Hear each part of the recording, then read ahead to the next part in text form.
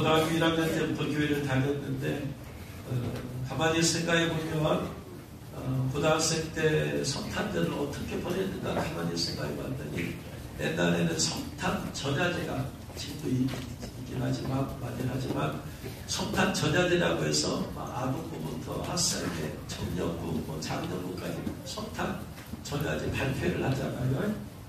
발표를 하고 나면 이제 다 가고 이제 학생회가 나와요. 나와가지고 뭐 하느냐면 선물을 다 하나씩 가져가지고 선물 교환을 하는 거예요. 그래가지고 나와가지고 선물에다가 뭘 쓰죠? 벌칙을 하나씩 쓰는 거예요. 그래가지고 코를 잡고 뭐 7번 돌아가고 뭐 자기 이름을 써나고 어쩌저쩌 막 하면은 그 이제 상품을 고르잖아요. 거기 써 있잖아. 그대로 하고 나서 상품을 가져가는 거예요. 그렇게 해서 선물 교환식을 하고 나면 또 그걸로 끝나는 게 아니죠. 또 뭘 해야 돼요? 온라인을 해야지. 온라인을 하는 거예요. 그래가지고 그냥 막 여러 가지 놀이가 그 당시에는 놀이라는 게 교회에서밖에 그런 놀이가 없어요. 교회에서 뭐 이런 거 있잖아요. 이런 거. 네? 그걸 막 하는 거예요. 그리고 나서 이제 새벽이 되면 새벽성을 하고 그리고 새벽성 하고 나고 돌아가면 이제 자는 거지. 밤새도록 논이라고 얼마나 피곤해요. 그러면은 25일에 성탄 예배가 있어요? 없어요? 있어. 근데 학생들은 거의 다 와. 왜? 잠자리라고. 어른들은 이제 전날에 끝나고 난 집에 가서 어른들한테는 뭐가 중요한 거예요? 성탄 예배가 중요하잖아요. 학생들한테는 밤새도록 노는 게 중요한 거예요. 그러니까 밤새도록 놀고 그렇게 해서 보냈어요. 왜? 성탄절의 의미가 뭔지도 모르고 사실은 전야제가 중요한 게 아니고 성탄절 예배가 중요한 거잖아요. 근데 그런 거 생각하나 성탄절 다가온다면은 정신없이 여름날 동안 성탄 발표이라고 연습하지. 딴 생각 못하지 그냥. 그죠? 그때는 또 방학을 일찍 했어요. 지금이야 12월 말에 하지만 그때는 방학을 일찍 하잖아. 일찍 하면 오직 성탄 준비하는 거예요. 막 노래하고 율동하고 옛날에 성극도 하고 막. 그렇게 정신없이 보내요. 의미를 생각할 누가 여유를 안 줘. 오직 연습하는 거 거기다 집중. 두 번째, 그거 하고 나서 끝나면 선물 교환 시간. 나 이번에 어떤 선물이 내가 좋을 것인가 그런 생각. 끝나고 나면 이제 합법적으로 온라인 할 수 있는 날이니까 모여가지고 온라인 타. 그렇게 보냈던 것 같아요. 그리고 대학교 4학년 때 제가 예수를 만났으니까 대학생 때는 어떻게 보냈는가 가만히 생각해 봤더니 대학생 때는 대학부들이 우리에게는 온라인 팀이 없어. 대학 청년부들이. 어떻게 보냈는가 했더니 성탄절 일단을 보냅니다. 그리고 나서 대학생들 서클 20배가 모여. 그래가지고 뭐 하느냐? 밤새도록 고스톱을 치는 거예요.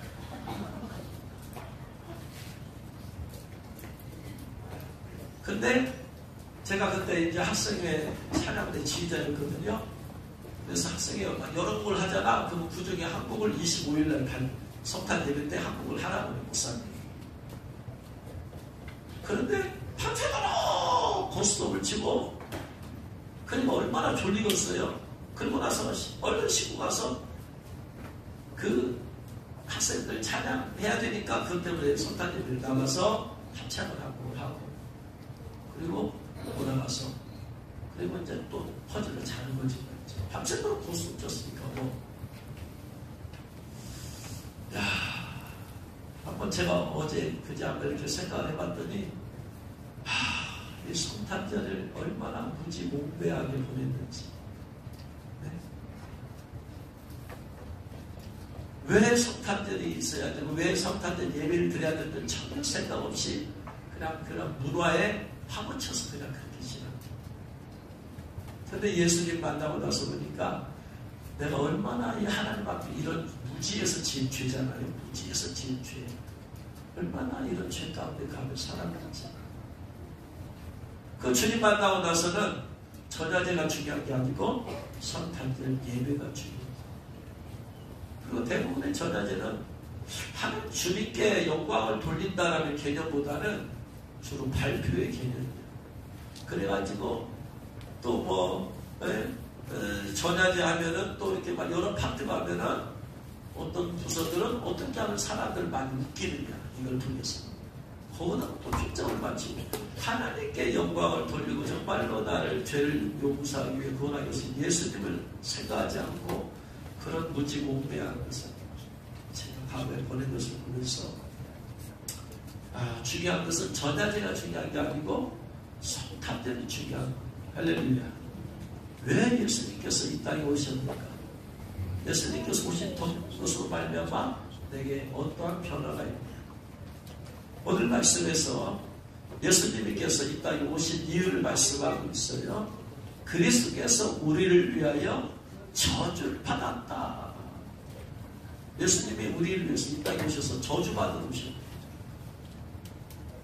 근데 그 저주는 율법의 저주다. 율법의 저주예요. 거기에서 우리를 속량했다. 속량했다는 건져냈다는 얘기예요. 정확한 의미는 뭐냐면 돈 주고 사오는 거예요. 돈 주고 사오는 거예요. 어떤 한 사람의 노예가 있어요. 노예를 내가 내 것으로 가져오려면 저 사람의 소유니까 노예값을 지불을 해야 되잖아. 그렇죠? 요셉을 그 상인들이 요셉을 형제들로부터 살리니까 대가를 지불해야 되잖아요. 근데 20냥을 지불했잖아. 그런 것처럼 하나님께서 우리를 당신의 자녀로 삼기 위해서 값을 지불하고 사오셨어. 공짜로 그냥. 하나님이 만물의 주인이기 때문에 하나님 마음대로 하면 돼. 그런데 마음대로 할 수 없는 게 있으니 이 죄에 빠진 인간들은 마음대로 못 데려와.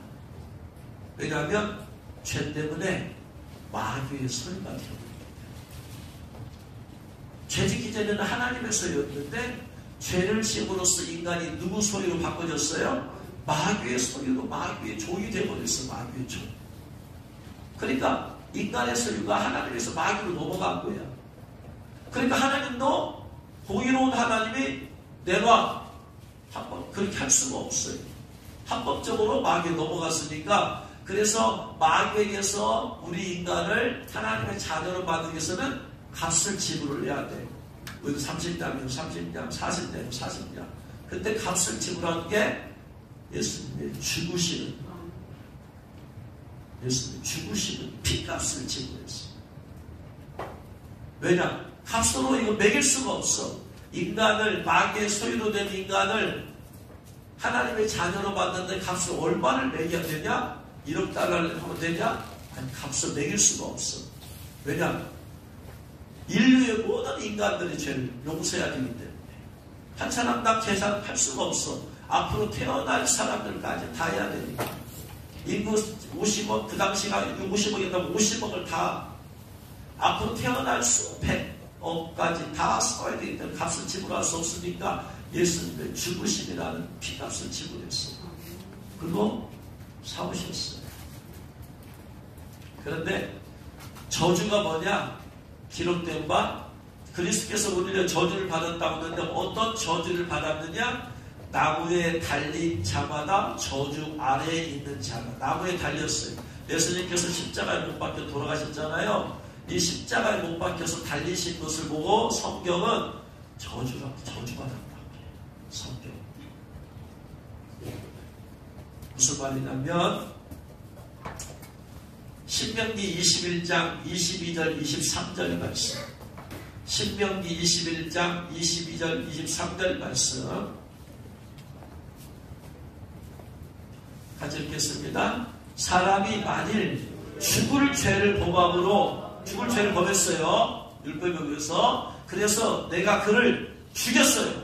그러면 율법을 범해서 죽을 죄를 지었으면 죽이면 끝나요? 안 끝나요? 어떤 사람이 사형의 선고를 언도받았어. 그래서 죽였어. 그러면 끝나 안 끝나? 그 시체를 누구한테 줘야 돼? 에? 줘야 돼 안 줘야 돼?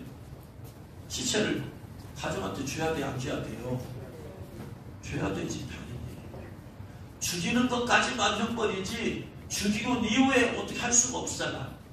그러니까 죽였으니까 어떻게 해야 돼? 가족들한테 시체 돌려줘야 돼, 안 돌려줘야 돼? 돌려줘야 돼. 그런데 중국 같은 데서는 옛날에 황제가 있을 때 그 사람이 그 사람이 역모를 했어. 그럼 이 사람 집안을 죽일 뿐만 아니고 이 사람 집안을 모욕하기 위해서 어떻게까지 해요? 무덤을 파헤쳐버려가지고 이미 죽었던 사람을 끄집어내. 그래가지고 성문에다 매달아버려. 이미 죽어버린 사람을. 이 역모를 한 사람, 그 사람만 죽인 게 아니고 그 집안을, 그래서 삼족을 멸한다고 하잖아요. 다 죽이고 나서 이미 죽어서 무덤에 가있는 그 아버지, 할아버지를 그 무덤을 파헤쳐버려. 그래가지고 그것까지 가서 그냥 성문 앞에다 매달아버려. 그러면서 보이는 거예요. 역모를 꾀한 자의 최후는 이렇다. 그 집안까지, 가문까지 모욕을 해버리는 거예요. 이게 지금 그 얘기예요. 죽을 죄를 범해서 죽였어요. 그럼 죽였으면 끝났잖아. 끝났는데 뭐야? 그를 죽여서 어떻게 해요? 죽은 시체를 나무에다 매달아. 23절 보니까 그 시체를 나무 위에 근데 매달았는데 어떻게 하나? 나무 위에 밤새도록 두지 말아라. 아침에 죽였어요. 그럼 어떻게 하나? 밤새 두지 말고 밤이 되기 전에 내려라. 오후에 죽었다 내려라. 밤새도록 두지 말라. 그러면서 그날에 장사하여 내 하나님 여호와께서 내게 기업으로 주시는 땅을 더럽히지 말라. 그 다음에 하는 말씀이 나무에 달린 자는 하나님께 저주를 받았습니다. 나무에 달린다는 하나님께 저주를 받았습니다. 그러니까 죽여서 끝내면 괜찮은데 그것을 또 나무에다 매달았다는 얘기는 이 사람은 뭐다? 하나님의 저주받은 것이다. 그냥 살인죄가 아니고 그걸 뛰어넘어서 뭐다? 저주까지 받았다. 죽을 죄만 지은 게 아니고 플러스 저주받았다. 내가 몸이 아파요. 병들었어요. 근데 병들었어. 그럼 병들었으면 얼마나 몸도 아프고 마음도 아프고 영도 힘들겠어요. 근데 거기다가 누가 말을 해. 저 사람 저렇게 병든 것은 하나님께 저주받아서 그런 거야. 그러면 이거 빼도 박도 못해. 아픈 것은 아픈 것도 아무 그냥. 근데 거기다가 저주받았다까지 해버리면은 완전히 빼도 박도 못하게 되는 거야. 더 극심하게 이제 영적으로 더 힘들어버리는 거죠. 나는 무슨 내가 뭐 건강관리 잘못해서 아플 수도 있고 병들 수 있어요. 근데 하나님께 저주받아서 내가 병들었다 그러면은 이건 더 심한 거지. 그러니까 그리스도께서 우리를 위해서 십자가에서 저주를 받은 것이 뭐다? 십자가에 매달린 것이 뭐다? 저주예요. 저주받은 거예요. 그래서 그 당시에는 이렇게 십자가에 나무에다가 매달은 것은 두 가지 의미예요. 두 가지 의미. 하나는 저주받았다는 건데 하나는 죽은 자에게 모욕과 수치를 주기 위해서. 그래서 이렇게 나무에 달린 사람이 누가 있느냐? 창세기 40장 16절 이하에 보면 창세기 40장 16절 이하에 보면 나와요. 매달린 사람. 요셉이 감옥에 있을 때 술 따르는 관원장과 떡 굽는 관원장이 있잖아요. 떡 굽는 관원장이 어느 날 꿈을 꿨어요. 16절에. 갖고 광주리로 바로를 위해서 각종 17절에 각종 구운 음식을 만들었어. 임금을 바로왕을 위해서. 그랬더니 자기가 바로왕 먹으라고 딱 구운 음식을 만든 떡을 구워놨더니 누가 와서 버렸어? 바로가 먹는 게 아니고 새들이 와서 내 머리에 광주리에서 그걸 먹어버렸어. 새들이 와서. 그랬더니 요셉이 이렇게 해석하죠. 새 광주리는 사흘입니다. 앞으로 지금부터 사흘 안에 바로가 당신의 머리를 들고 당신을 나무에 달리니 새들이 당신의 고기를 뜯어먹으리라. 당신을 머리에 달아버렸어. 이것은 바로왕이 떡 굽는 관원장에게 저주를 내린 거예요. 그리고 모욕과 수치를 주는 거예요. 첫 번째 성경. 두 번째는 민수기 25장 1절로 4절에 보면 나와요. 두 번째 민수기 25장 1절로 4절. 이스라엘의 시딤에 머물러 있더니 그 백성이 모압 여자들과 음행하기를 시작하니라. 그 여자들이 자기 신들에게 제사할 때 이스라엘 백성을 처함해 백성들이 먹고 그들의 신들에게 절함으로 이스라엘이 바알 부올에게 가담한지라. 여호와께서 이스라엘에게 진노하시니라. 여호와께서 모세에게 이르시되 그 백성의 수령들을 잡아가지고 우상 숭배한 백성의 수령들을 잡아서 태양을 향해서 여호와 앞에 목을 매달아 달아버린다. 나무에다가. 이게 무슨 얘기냐면 발락이라는 사람이 발락이 이스라엘의 모압을 지나가는데 이 이스라엘 저주하기 위해서 발락 왕이 발람이라고 하는 유명한 무당을 초청해서 이스라엘 저주하라고 하잖아요. 그래서 발람이 많은 돈에 이제 눈이 어두워져서 그렇게 하려고 갔어요. 그래가지고 이스라엘 저주해달라고 하니까 바알을 섬기는 산당에서, 산에 있는 산당에서 그를 이스라엘 저주하려고 하는데 갑자기 하나님의 영이 임해가지고 저주가 안 나고 축복이 나와버렸어. 이게 민수기 22장 41절이에요. 아침에 발락이 발람과 함께 그를 인도하여 바알의 산당에 오르며 발람이 거기서 이스라엘 백성 지금까지 본이라 하면서 저주하려고 하니까 축복이 나와버리니까 발락이 어이가 없잖아요. 그래서 다시 그를 데리고 이번에는 어디로 가느냐면 비스가 산 꼭대기로 데려가서 비스가 산 꼭대기에서 이스라엘 민족을 보고 두 번째 한번 저주해달라고 두 번째 얘기해요. 그래서 23장 13, 14절에 그 얘기하다. 발락이 말하되 나와 함께 그들을 달리 볼 곳으로 가자. 거기서는 그들을 가보지 못하고 그들을 끝만 보리니 하면서 소빔들로 인도하여 비스가 꼭대기에 이르러. 그랬더니 또 저주가 나고 또 하나님의 영이 사로잡혀서 축복을 해요. 이번에는 세 번째로 안 되겠다. 그래가지고 또 세 번째 인도한 곳이 어디냐면요. 23장 27, 28절에 발락이 발람에게 또 이르되 오라 내가 너를 다른 곳으로 인도하리니 네가 거기서 나를 위하여 그들을 저주하기를 하나님 혹시 기뻐하시나 보고 발락이 발람을 인도하여 광야가 내려다 보이는 부올산 꼭대기 부올산 꼭대기에서 또 이스라엘 민족을 보고 또 저주하라고 해요. 세 번째. 그런데 또 축복이 나와. 한 별이 야곱에서 나오고 한 볼이 이스라엘에서 나온다라는 그 유명한 예언을 세 번째 하게 되는 거예요.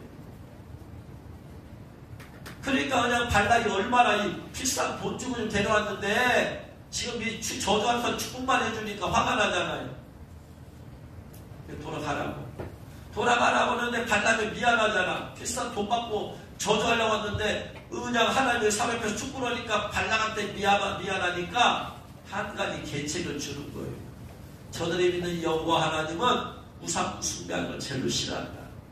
그러니까 저들로 하여금 우상 숭배하면 하나님이 친히 저들을 치실 것이다. 계책을 주고 하니까 발락이 그렇구나 해가지고 헌짓이 뭐냐면은 바로 이거예요 이제. 그래서 이 바알 부올 아까 부올산에서 저주하라고 마지막 세 번째는 했다고 했잖아. 그러니까 바알 부올이 뭐군요. 부올 지역에서 섬기는 바알신이야. 그 지역이 세 번째 지역이 부올이었잖아. 그러니까 거기에서 이들이 이스라엘 역사에게 이제 우리가 제사를 지내는데 와서 같이 제사 좀 같이 음식 먹자 해서 초청을 했더니 이스라엘의 많은 사람이 거기에 잘 참석했어요.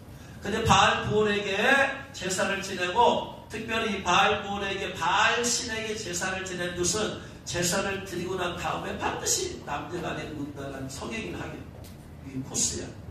근데 이스라엘 백성은 이걸 모르고 한 거야. 말 안 했지. 그래가지고 거기에 일단 바알에게 제사를 드리고 나서 이제 아니까시야 야시시한 옷을 입고 모압 여인들이 욕을 하니까 거기에 다 넘어가버려. 수많은 사람들. 그래가지고 우상 숭배하는 죄를 짓고 음행하는 죄를 진 거예요. 이게 25장 1절 얘기야. 시드며 머물러 있더니 백성이 모압 여자들과 음행하기 시작한 것이 바알볼에게 제사지내고 음행을 했어. 그랬더니 하나님께서 진노하셔가지고 이 모세에게 그 저 사람들의 대표자들 있지 않느냐, 가자고 주동자들 저들을 잡아서 나무에다 목에다 버려라. 하나님께서 내리는 저주요. 그리고 두 번째는 죄악에 대한 엄중한 경고예요. 경고. 이들은 저주받았다, 하나님께로부터. 두 번째, 우상숭배죄와 은행죄를 지면 여러분도 이렇게 됩니다. 이 죄에 참여하지 마십시오. 하기 위해서 한 것이 나무에 다른 거예요. 그래서 성경에서는 나무에 다른 것은 저주받았다는, 저주받았다. 두 번째, 앞으로 그러지 말아라. 그래서 예수님께서 이 십자가에 매달리는 자체 사건이 뭐다? 저주를 받은 거예요. 성경으로 말하는 저주를.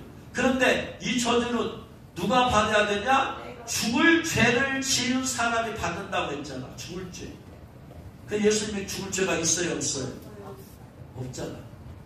죄를 지었으니까 거기다가 매다는 거예요. 그래서 저주를 내리는 건데, 예수님 죄가 없는데도 그냥 예수님이 친히 저주를 받아버렸어. 왜 그러느냐? 죽을 죄를 지어서 십자가에 매달려 있어야 될 사람은 온 인류더라. 왜? 하나님께서 아담에게 뭐라고 했어요? 선악을 알게 하는 나무의 씨를 먹는 날에는 정녕 죽으리라. 아담이 죽을 죄를 줬잖아. 그리고 로마서 6장 23절에 뭐라고 했어요? 죄의 삭은 사망이요. 죄 지은 사람은 다 죽어야 되잖아. 그래서 죽어서 심판을 받는 거예요. 죽어서 심판받는 게 저주예요. 죄값에 따라서 심판받는 게 저주예요. 그러니까 우리가 죄 가운데 살고 있잖아. 우리가 죄에 대해서 심판받아서 저주받아야 돼. 그러니까 그 나무에는 누가 달려야 되는데, 온 인류, 우리가 달려야 돼. 내가 달려야 돼. 그런데 예수님께서 거기서 죄 없는 예수님이 달렸다 이 말이야. 온 인류 가운데서 죄 없음, 모든 인류가 죄를 지었지만 육신의 몸을 입은 사람 가운데서 죄를 안 지은 유일한 한 분은 예수 그리스도. 내가 매달려야 될 곳을 가서 예수님께서 딱 매달려 버리셨어요. 예수님이 내가 십자가에 매달려서 저주를 받아야 되는데 죄 없는 예수님이 십자가에 저주를 받아버렸어.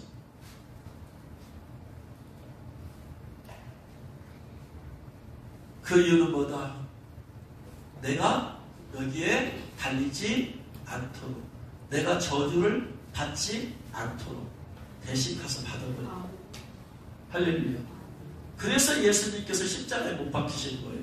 그 십자가는 누가 못 박혀야 된다? 내가 못 박혀야 돼. 내가 죄를 짓고 살았으니까, 죄의 삭은 사망이고, 내가 죽을 죄를 지었으니까 내가 못 박혀서 저주를 받아야 돼. 그 저주란 것이 뭐냐? 마태복음 25장 41절. 마태복음 25장 41절 같이 읽겠습니다. 또 왼편에 있는 자들에게 이르시되 저주를 받은 자들아. 저주를 받은 것은 이유가 뭐 때문이다? 죄 때문에 저주받은 거잖아. 죄 때문에 저주받은 자들아, 나를 떠나 마귀와 그 사자들을 위해서 예비된 영원한 불, 어디에요? 지옥이잖아. 이게 저주야. 영원한 지옥불에 던져지는 게 저주야. 그러니까 십자가에 매달렸다는 것은 저주받았다는 얘기니까, 다른 말로 뭐라면은, 다른 말로 뭘 상징하는 거예요? 지옥불에 던져지는 걸 지금 얘기하는 거야. 저주는 뭐다? 히브리서 9장 27절. 한번 죽는 것은 사람에게 정하신 것이요, 그 후에는 심판이 있으리니. 죽는 다음에 죄에 대해 심판하시잖아. 그 심판의 내용이 뭐예요? 저주 내리는 거예요. 저주. 어디로? 지옥으로 가라. 그래서 지옥에 가서 죄값을 청해야 되는 거예요. 그러니까 십자가에 달렸다는 얘기는 뭘 상징하는 거예요? 지옥불에 던져질 것을 미리 지금 그것에 대한 미리 저주받았으니까, 육체적으로는 십자가에 못 박혀서 저주받았다 하지만 실제 영적으로는 지옥 간다는 얘기야. 이게 저주야. 그래서 인간이 내가 죄를 졌으니까 내가 저주받아서 내가 지옥 가야 돼. 근데 전혀 죄짓지 않은 예수님이 못 박혀버렸어. 무슨 말이야? 여기에 십자가에 못 박혀 저주가 지옥 갈 거 아니야. 예수님 못 박혀버렸으니까 내가 못 박힐 수가 있어요, 없어요? 없지. 원래 그 십자가에 누가 못 박혀야 돼? 서기에 보면 누가? 에? 바라바. 원래는 바라바가 저주받아 십자가에 못 박혀야 돼. 그러고서 바라바가 지옥 가야 돼. 그래서 바라바가 십자가에 못 박혀도 되는데 딱 하니까 보니까 누가 못 박혀있어? 예수님이 못 박혀있어. 그 바라바는 못 박힐 수가 있어요, 없어요? 없어. 그 자리는 바라바 자리. 그러니까 예수님이 못 박혀버렸으니까 누가 사는 거예요? 바라바가 사는 거예요. 예수님이 못 박혔어. 할렐루야. 내가 못 박혀있는 자리에 예수님이 이미 못 박혀버렸으니까 누가 사는 거예요? 내가 사는 거예요. 예수님을 덕분에. 할렐루야. 예수님을 그래서 믿음으로써 내가 예수님 믿음으로써 못 박혀가지고 어디로 가야 되는데 지옥의 심판불이 가야 심판을 받아 지옥에 가야 되는데 예수님 못 박혔으니까 나는 예수님 믿음으로써 못 박힐 수가 없고 그러니까 어디도 지옥도 갈 수가 없게 되는 거지. 그렇죠? 첫 번째 그래서 아담과 하와가 죄를 지음으로써 받은 내리는 저주가 이 5가지가 있어요. 5가지. 그 중에 하나가 죽어서 어떻게 된다? 지옥에 간다. 이게 첫 번째. 인간에게는 5가지 저주가 걸려 있습니다. 태어날 때부터 죽음 이후까지 5가지 저주가. 그것을 갈라디아서 3장 13절에서 율법의 저주 한마디로 딱 말하고 있어요. 근데 그 내용을 파고 들어가면 성경은 5가지 저주가 있음을 말하고 있어요. 첫 번째 율법의 저주가 뭐다? 첫 번째 심판의 저주다. 심판의 저주가 뭐예요? 심판받아서 영원한 지옥불에서 들어가서 죽지도 못하고 영원토록 고통당하는 첫 번째 심판의 저주. 두 번째 저주가 뭐냐? 하나님께서 아담과 하와로 하여금 죄짓게 유혹했던 이 뱀에 대해서 흙을 먹으라 했어요. 흙을 먹으라 했어요. 그런데 뱀은 쥐나 토끼 같은 것을 먹고 살지 흙을 먹고 살지 않아요. 그래서 이건 영적인 메시지예요. 뱀은 계시록 12장 9절 옛뱀 곧 마귀 했으니까 뱀은 마귀를 상징해요. 흙을 먹으라는 얘기는 인간이 흙으로 만들었으니까 인간의 흙이 몸이잖아. 육체잖아. 네? 육체가 뭘로 만들어냈다? 흙으로 만들었으니까 너 인간의 흙으로 만들어진 육체를 잡아먹어라. 그래서 뱀마귀가 인간의 몸에 들어와서 육신을 잡아먹으니까 여기서 생긴 것이 육체의 질병이지. 그래서 이 질병 때문에 고통을 당하고 이 질병 때문에 죽임을 당하기도 하고. 그래서 두 번째 저주가 육신의 질병의 저주예요. 죄 때문에. 세 번째 저주가 뭐냐면요. 원래 하나님께서는 인간을 창조하시고 창세기 28절에 이렇게 말씀하셨어요. 그들에게 이르시되 생육하고 번성하여 땅에 충만하라. 땅을 정복하라. 바다의 물고기와 하늘의 새와 땅에 움직이는 모든 생물을 다스리라. 인간에게 뭘 주셨어요? 다스리는 권세를 주셨어요. 다스려라. 다스리는 존재는 어떤 존재예요? 왕이지. 왕이 다스리는 거지. 그렇죠? 그래서 다스리다라는 말의 히브리 원어는 라다야. 라다라는 말은 다스리다, 지배하다, 혹은 받다. 지배하다, 다스린다는 것은 그 대상들을 왕이 사람을 다스린다는 얘기는 뭐예요? 왕이 사람들을 어디다 놓는 거예요? 그냥 밟아버리는 자기 발 안에 두는 거예요. 그러니까 왕들에게는 인간의 생명이 그냥 팔에 막힌 목숨밖에 못합니다. 자기가 밟아버리고 있습니다. 발밑에 좀 밟아버리고 있습니다. 사람 하나 죽는 거 눈 하나 깜짝도 안 해요. 죽여버려. 한번 죽는 거예요. 그냥 10만 명이 됐든 100만 명이 됐든 중국에는 인구가 많으니까 옛날에 다 죽이라고 다 죽여버리는 거예요. 그러니까 다스리다라는 말은 무슨 말이냐? 발 안에 두다. 이게 다스리다. 그래서 10편 8편 6절에 손수 만드신 만물을 다스리게 하시고 모든 것을 발 밑에 거느리게 하셨습니다. 다스린다는 세상을 발 아래 두고 있다는 얘기예요. 그런데 어떻게 됐어요? 그런데 마귀의 용에 받아서 범죄하게 되니까 만물을 다스릴 수 있게 되었어요? 없게 되었어요? 만물을 다스릴 권세가 누구한테 넘어가 버렸어요? 마귀한테 넘어갔잖아요. 그래서 예수님을 유혹할 때 마귀가 뭐라 그래요? 이 세상의 모든 영광을 보여주면서 네가 나한테 전하면 내가 이거 다 주겠다. 이것은 내게 넘겨준 바 되었다. 넘겨준 바 되었다. 원래 마귀 것이다? 아니다. 나는 인간의 하나님의 형상으로 만들어진 인간의 것이었는데 그 아담과 범죄하니까 이제 마귀에게 넘겨진 바 되었다. 그래서 나에게 지금 와 있어 이거지. 원래는 왕이 누군데? 원래는 왕이 인간에게 주신 건데 인간이 죄를 지으니까 이걸 권세를 잃어버려요. 현직 대통령이 죄를 지었어요. 드러났어. 그럼 어떻게 돼요? 대통령 내려놓고 감옥에 가게 되잖아요. 권세를 빼앗기는 거예요. 그래서 박모 대통령이 그렇게 됐잖아요. 그러니까 마찬가지예요. 인간이 권세를 받았는데 다스리고 독자 발밑으로 권세를 받았는데 그것이 이제 마귀한테 넘어가니까 마귀가 다스리니까 마귀가 발밑에가 누구를 두었어요? 우리 인간을 발밑에는 마귀가 밟아버려요. 그래서 우리는 마귀에게 밟혀 사는 존재가 되었어요.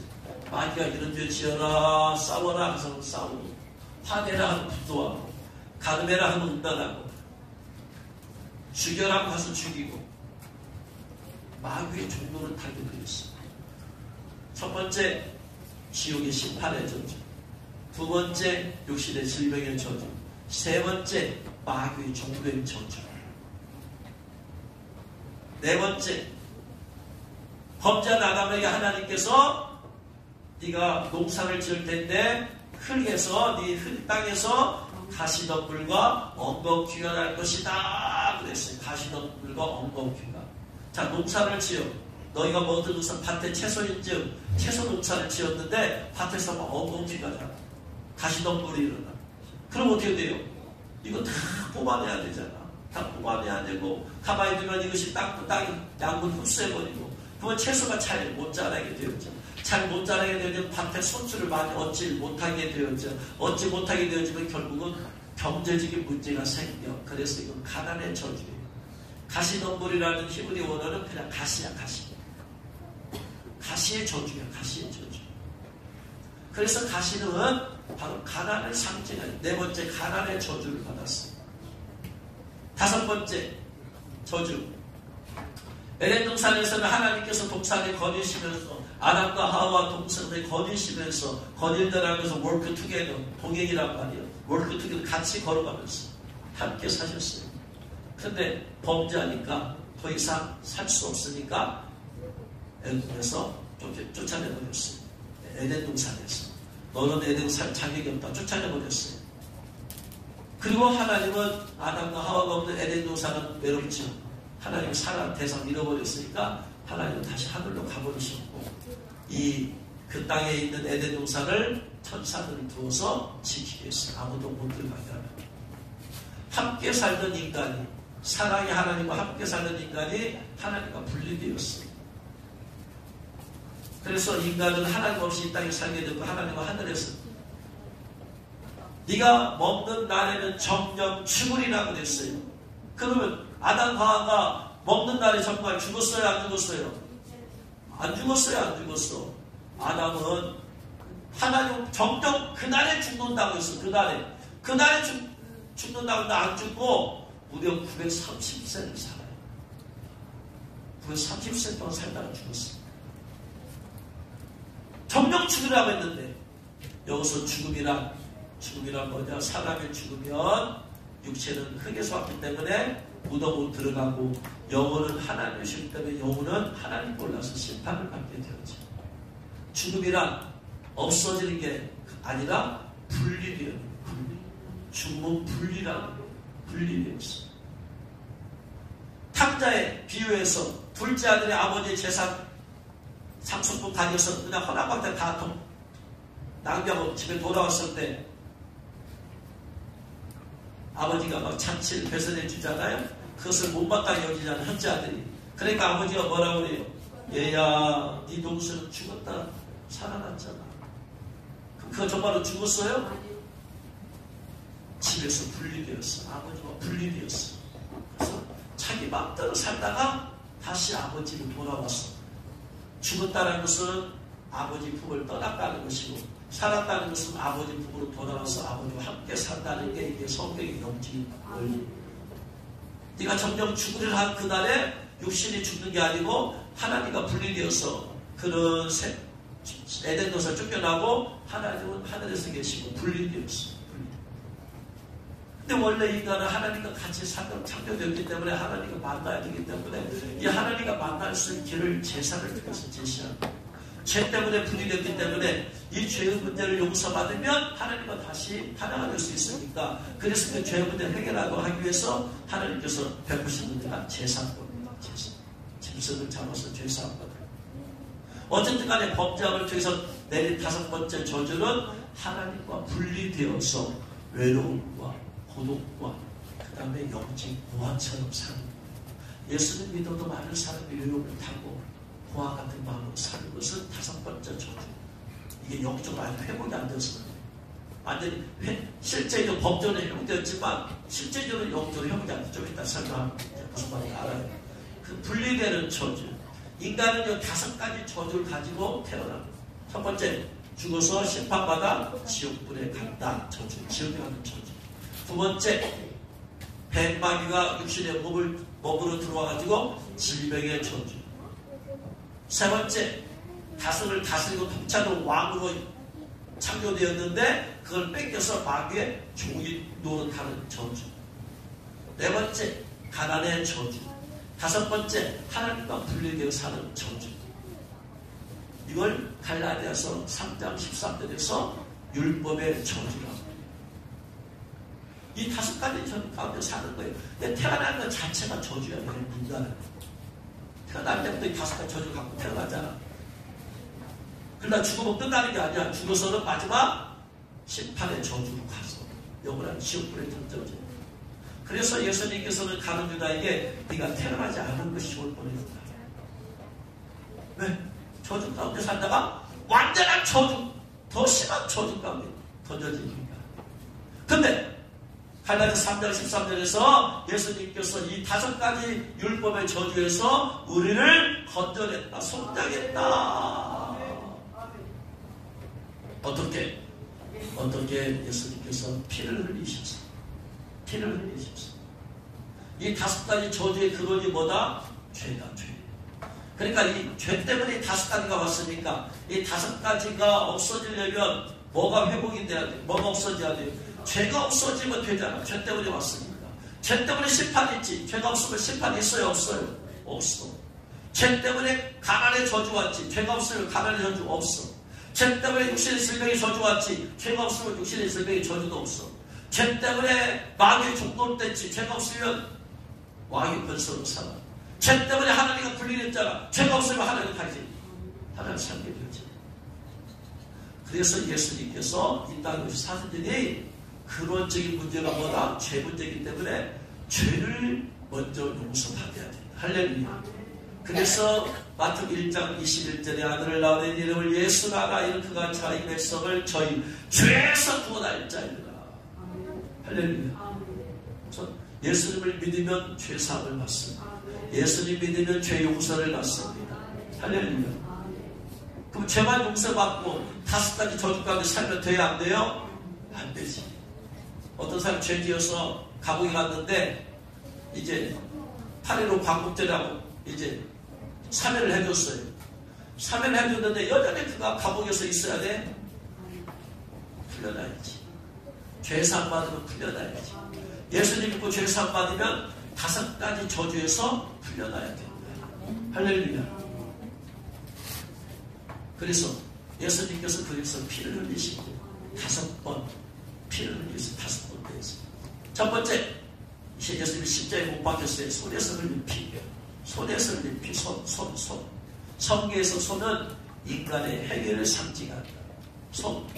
시편 말씀해 봤더니 하나님을 만나려면 손이 깨끗해야 돼요.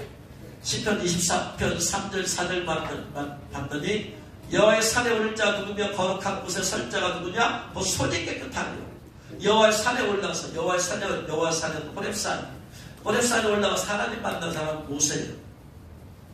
모세가 하나님 만나기 위해서 손을 깨끗하게 씻었냐? 손.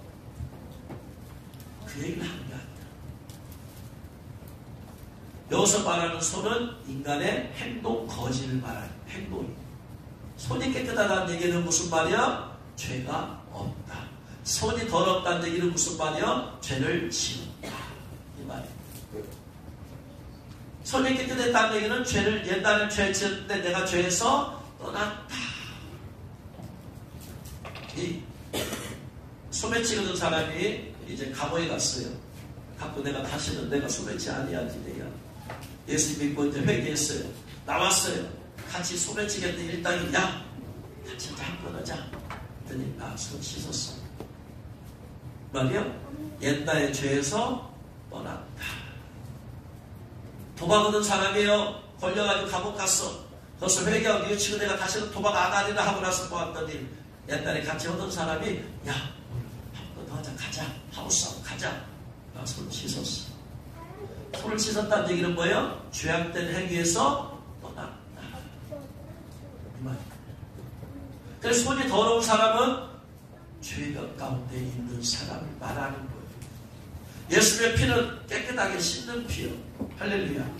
예수의 피는 모든 죄를 씻는 피야. 요한일서 1장 7절 말씀 그의 피가 모든 죄를 씻는 거예요. 손에서 낸 피는 손에서로 진 죄를 씻는 거예요. 근데 손은 단순히 손으로 말하는 게 아니라 행위라고 했어요. 그러므로 손을 깨끗하고 정결하게 하는 것은 죄를 깨끗하게 한다는 얘기예요. 할렐루야. 그래서 죄를 지은 사람은 뭐가 더러운 사람이요? 손이 더러운 사람이요. 죄에서 떠난 사람은 뭐가 깨끗한 사람이요? 손이 깨끗한 사람이요. 그래서 이사야 59장 3절 말씀에 이는 너희 손이 피에 너희 손가락이 죄악에 더러워졌으며. 그러면 이스라엘 백성이 죄를 지을 때 손으로만 죄를 지었어요? 아니다. 손이라는 것은 인간의 행동을 대표하는 것이니까. 그래서 손이 더러워졌다, 손가락이 더러워졌다는 얘기는 죄악된 삶을 산다 이 말이에요. 근데 여기서 피가 얻었어. 그러니까 이 피는 손으로 지은 손에 지은 죄를 손은 행위를 말한다고 했으니까 더러워진 죄를 지음으로써 더러워진 것을 씻어내는 것입니다. 예수님의 손에서 낸 피는 목적은 뭐다? 우리의 죄악을 씻어내기 위해서 낸 피다. 죄악에 씻김받으면 어떻게 돼? 심판이 없다. 심판의 저주에서 우리를 자유케 하기 위해서 낸 피다. 할렐루야. 예수님께서 십자가에서 피 흘리셨어요? 안 흘리셨어요? 손에서 흘리셨죠. 그래서 예수 믿으면 심판이 있어요? 없어요? 없어요. 그래서 요한복음 5장 23절에 나를 믿고 나 보내신 이를 믿는 자는 생명을 얻었고 사망에서 생명을 얻었고 심판에 이르지 아니하나니. 왜? 예수님께서 손에서 피 흘리신 우리를 용서했습니다. 첫 번째, 손에서 낸 피는 우리의 심판의 저주를 풀어내고 자유케 해주는 피다. 할렐루야. 두 번째, 예수님께서 채찍에 맞으신 채찍만 온몸에 피가 흘렀잖아요. 그걸 보고 이사야 53장 5절에서 뭐라고 했어요? 그가 찔려면 우리의 허물을 인하며 그가 상함 우리의 죄악을 인하며라. 그러면서 그가 채찍에 맞음으로써 피가 흘렀는데 그 피로 말미암아 우리가 나음을 입었네. 할렐루야. 죄 있어야지 채찍질 맞는데 죄 없는 예수님이 대신 받았다. 죄 없는데도 맞은 것은 뭐다? 우리가 질병의 저주를 맞이해야 되는데 예수님이 대신 맞아버리셨어요. 그러면서 질병의 저주가 위에서 떠나가는 거예요. 두 번째, 예수님께서 채찍에 맞을 때 흘린 피는 우리의 질병의 저주를 끊어버리고 씻어버리는 피다. 할렐루야. 그래서 우리가 죄를 회개하면서 치료를 해서 기도할 때 주님은 치료할 줄을 믿으시 바랍니다. 세 번째, 예수님께서 가시 멸류관 쓰셨을 때 여호수아의 피 가시로만 가시. 예수님께서 죄 없는 분이 왜 또 가시 멸류관 쓰셔야 돼요? 로마 사람들은 병정은 예수를 모욕하기 위해서 했다고 했지만 하나님께서 그걸 통해서 가시 멸류관 써서 여기서 피가 나온다. 가시 때문에 오는 피. 가시는 가난의 상징이라고 했어요. 가난의 저주가 있다고 했어요. 그런데 예수님의 피는 모든 걸 씻는 능력의 피야. 그러면 예수님께서 머리에서 가시면서 돌린 피는 가난의 저주를 씻어버리는 피시다. 할렐루야. 가난의 저주 끝내다 버렸어요. 그래서 우리가 온전한 11조를 드리고 또 사람이 무엇을 심든지 뿌린 대로 거둔다 했으니까 물질을 예물을 드리면 주님께서는 물질을 거두게 하셨다. 물질의 복을 거두게 하셨다. 할렐루야. 그래서 여러분 온전한 11조를 드리는 게 중요하고 믿음으로 드리는 게 중요한 거예요. 아 그렇구나. 의무적으로 세금 내듯이 드리지 마. 믿음으로 드려라. 예수님께서 가난의 저주 끊으셨다. 온전한 11조를 드리면 쌓을 것이 넘치도록 내가 부어주겠다. 그랬으니까 온전한 11조를 믿음으로 드려라. 주님께서 나에게 재직의 기름 부음을 주시리라. 할렐루야. 깨달으신 주의 이름으로 축원합니다. 토요일날 제가 갑자기 저는 면을 좋아하잖아요. 갑자기 저녁 때 만두국이 먹고 싶어. 집에 만두가 하나도 없어. 만두가 먹고 싶었고 저런데 사모한테 만두가 먹고 싶다고 했더니 카드를 주면서 사오래. 남이 사주는 건 더 맛있어요. 그 카드를 가지고 저 위에 갔어요. 마트에 갔으니까 어떤 만두를 살까 이것처럼 가격이 이거 보니까 비싸다. 10,000원, 9,000원 뭐 비싸다. 좀 싸면서 많이 있는 거 없을까? 화나서 제일 오른쪽에는 딱 냉동 봤더니 1,000원! 응? 만두 한 봉투에 1,000원인데? 뭐냐? 하고 물을 살짝 봤더니 6,900원짜리 1,000원이 팔아. 이게 왜 횡재냐 지금? 이게 왜 횡재냐? 그랬더니 파는데 단위가 있더라. 유통기한이 임박한 것입니다. 근데 아직도 많이 남았어. 1월 14일이야. 아직도 많이 남았어. 이거 야 땡 잡았다. 해가지고 그냥 가서 막 샀다. 이거 그냥 한두 개 살려고 한다는 것이 아니었습니다. 가다 그냥 이만한 소쿠리 가졌다고 막 했어. 다 가져오라니까 미안하더만 하고 거기다 2개를 남겨놓고 갔어요. 이거 다 가져도 계산하니까 미안하더만 이거 이렇게 다 많이 가져도 되려까 모르겠어요. 아무튼 아무리 유통기한이 있는데 그랬더니 계산하는 사람 괜찮지 자기도 사람 책임한대요. 그래가지고 그냥 거짓말하면 안 되는데 정직하게만 12개 사왔어요.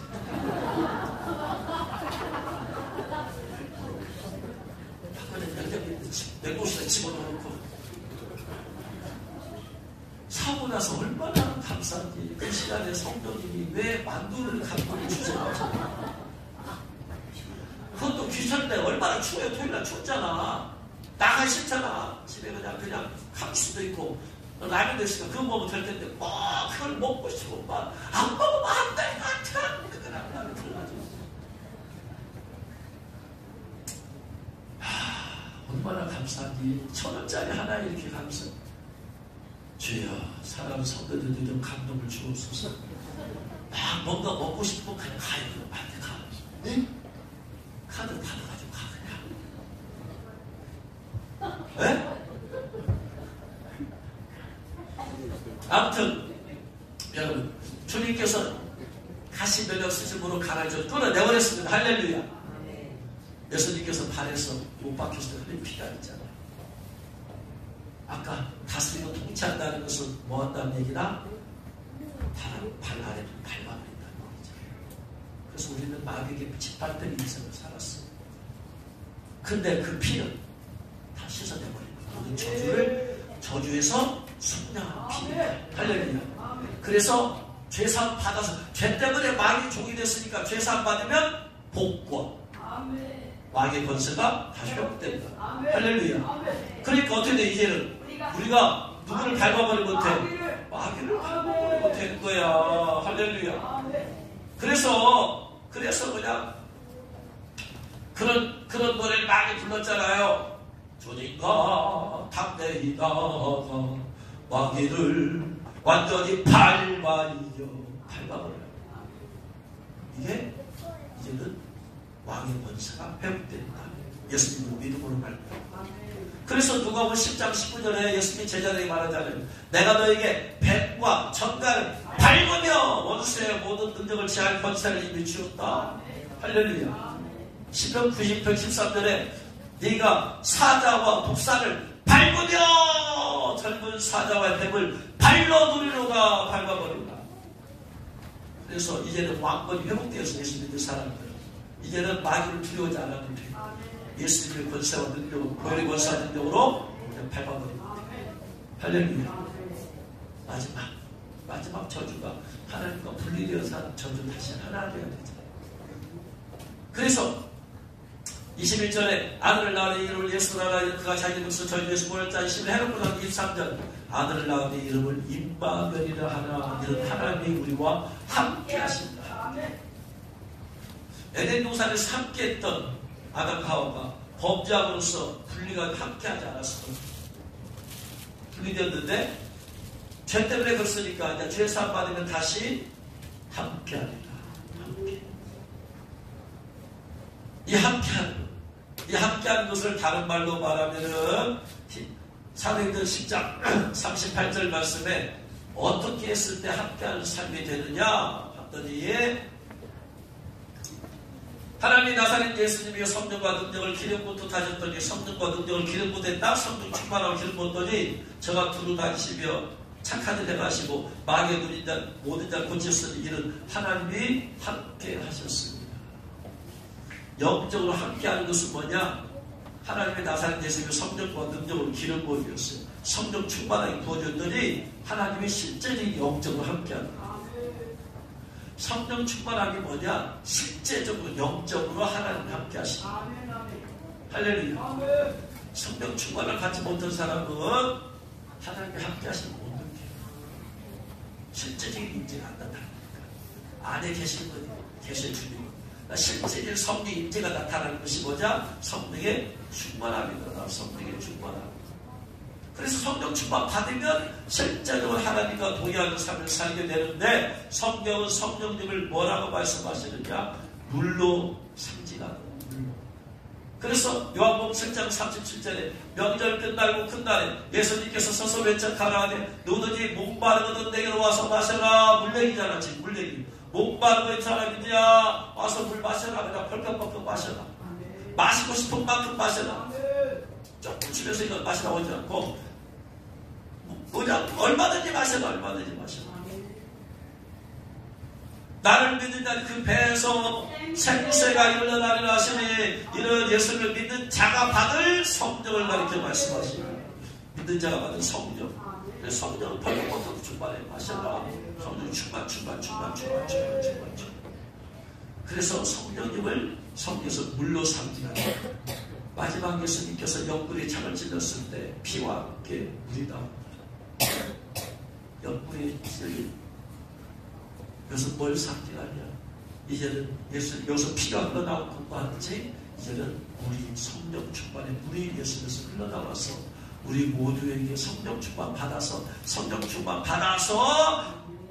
예수님과 동행하는 함께하는 삶, 분리된 삶이 아니고 함께하는 삶을 살기 위함이다. 하나님과 분리된 부분을 들여다보고 있습니다.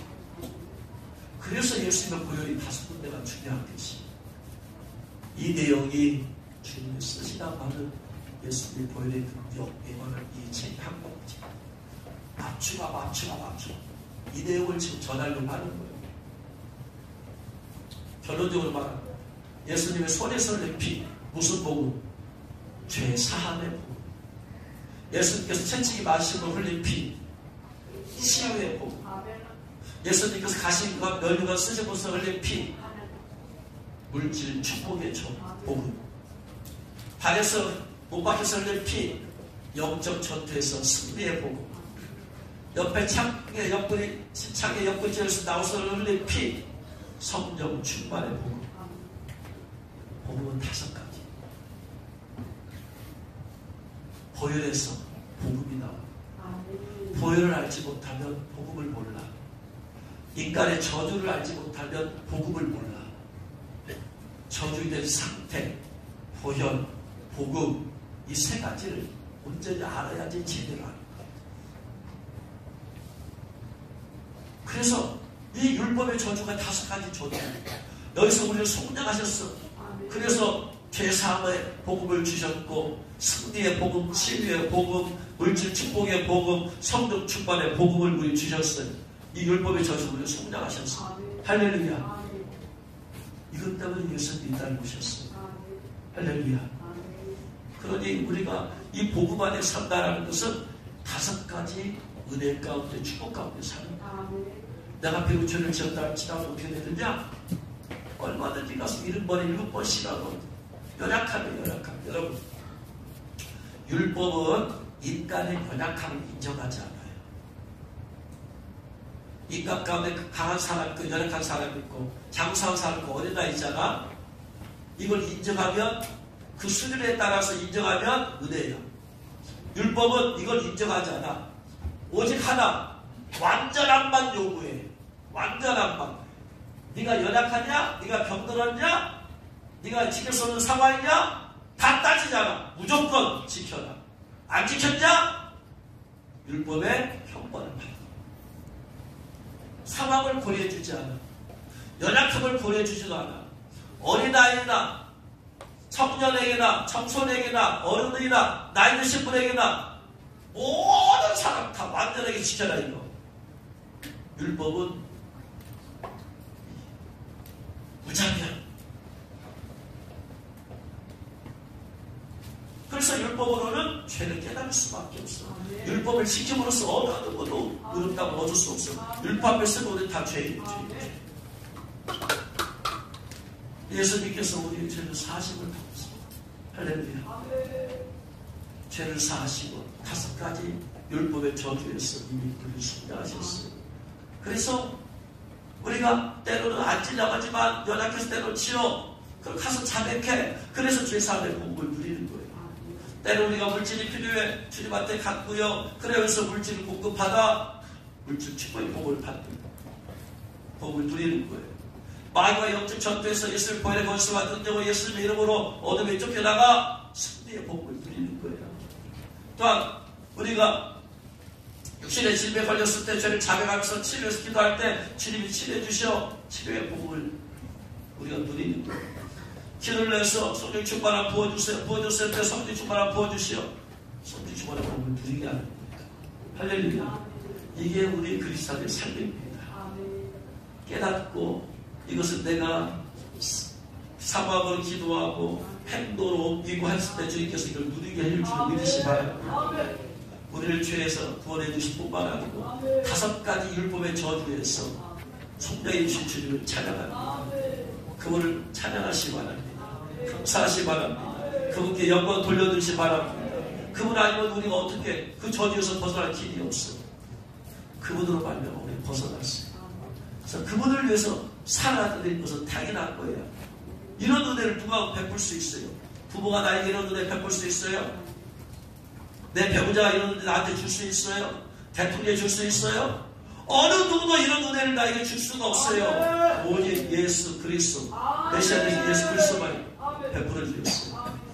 그분을 더 높이고 그분께 감사하고 그분께 헌신하고 그분의 이름을 증거하는 것이 바로 그분을 기쁘시게 하는 삶입니다.